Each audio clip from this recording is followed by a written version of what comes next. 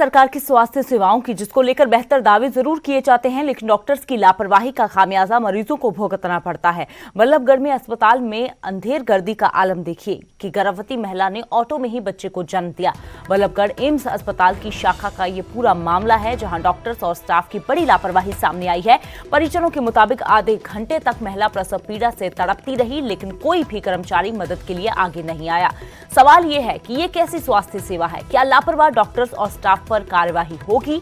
एक ऑटो में महिला अपने बच्चे को जन्म देती है और अस्पताल प्रबंधन को इसकी खबर तक नहीं होती।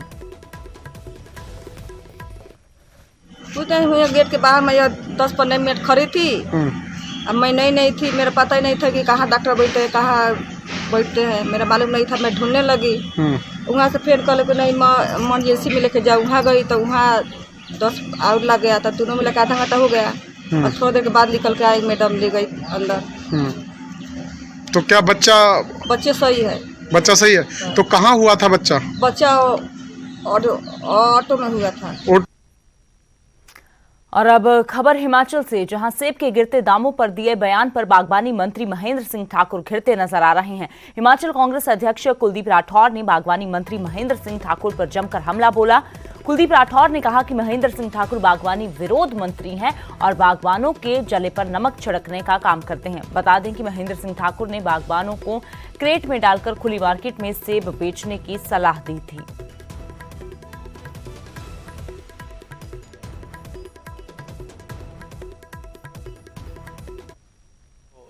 कितने वर्षों से बागवानी मंत्री है, क्या उन्होंने बागवानों की सुध ली? अब जब बर्फबारी हुई, ओलावृष्टि हुई, कभी वो बागवानों से मिलने गए, किसानों से मिलने गए? उनका क्या योगदान रहा है? मैं तो हमेशा कहते आया हूँ कि वो बागवानी विरोधी हैं। और अभी जब जो हमारा सेब बहुल क्षेत्र है, वहाँ बहुत जो है मातम का वातावरण है, क्योंकि जिस ढंग से दामों में गिरावट आई है, बागवान जो है गाड़ी में डालो और खुले में मार्केट में बेचो। उससे क्या है कि जो पेटी का आपका खर्चा है वो खत्म हो जाएगा, ट्रे का खर्चा खत्म हो जाएगा, आपका ग्रेडिंग का खर्चा खत्म हो जाएगा, आपका पैकिंग का खर्चा खत्म हो जाएगा। 4 खर्चे कम हो जाएंगे।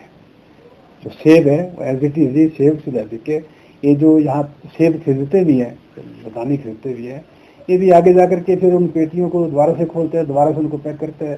तो जो हमारा ओवर एक ऐसा सेब जो है जो 25 से 2.5 किलो चले जाता है 18 से 20 बड़ी पेटी में, वो भी उसका फायदा भी हमारे बागवान में। और अब खबर कांगड़ा के नूरपुर से, जहां के मलकाल इलाके में 2 गुटों में खून संघर्ष हो गया। जमकर लाठी डंडे बरसाए गए।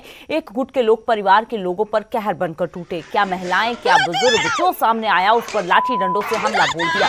और यहाँ भी इस जानलेवा हमले की वजह जमीनी विवाद ही बताई जा रही है, जिसको लेकर एक दूसरे की जान के दुश्मन बन गए ये लोग।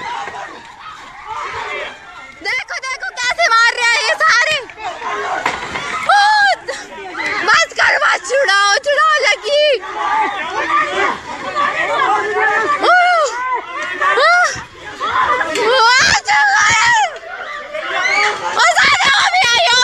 ये देखो 2 औरतें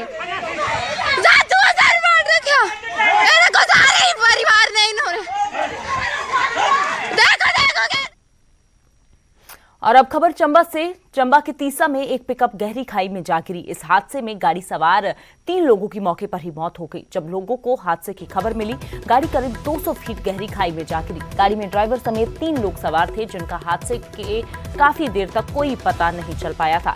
ये 3 लोग पानी के तेज बहाव में बह गए। हालांकि सर्च ऑपरेशन में घटनास्थल से करीब 1 किलोमीटर दूर तीनों के शव बरामद कर लिए गए।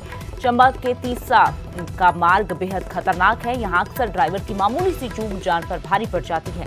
इससे पहले भी तीसा की सड़कों पर कई जानलेवा हादसे हो चुके हैं। दुखद हादसा है। हमने नौजवान 19, 22 और इस तरह से 41-45 साल के बंदे को खोया है।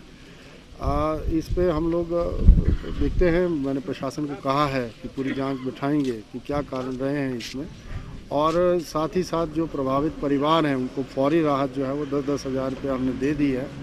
मैं तो लोक निर्माण विभाग को अपनी तरफ से और अपने यहाँ के क्षेत्रीय लोगों की तरफ से आगाह करना चाहूँगा कि ये जो चंबा से तीसा सड़क मार्ग है, ये बहुत ही कई जगह संकरा है, बहुत ही कई जगह विकट स्थिति में है, जहाँ पर ना तो क्रैश बैरियर हैं और ना ही